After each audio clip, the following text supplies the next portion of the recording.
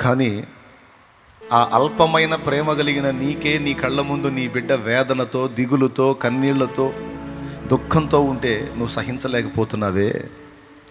మరి నిన్నెంతో ప్రేమించే నీ కన్న తండ్రి, ఏకంగా నీ కోసం చనిపోయి తిరిగి లేచిన కన్న తండ్రి, నువ్వు దిగులుతో, వేదనతో, భయంతో, కలవరంతో, విచారంతో ఉంటే ఆయన ఎంత ఫీల్ అవుతాడో ఒకసారి ఊహించు. ఆయన ఫీల్ అవుతాడో ఫీల్ అవడా? మనం ఎలా ఉంటే ఆయన సంతోషపడతాడు?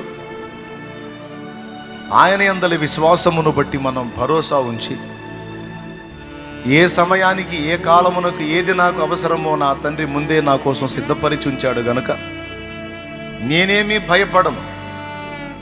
నేను మళ్ళీ చెప్తున్నాను, గుర్తుపెట్టుకో, మన ఊపిరి ఉన్నంత వరకు మన బాధ్యత ఆయనదే. మనం సస్తే బొందబెట్టించే బాధ్యత కూడా ఆయనదే.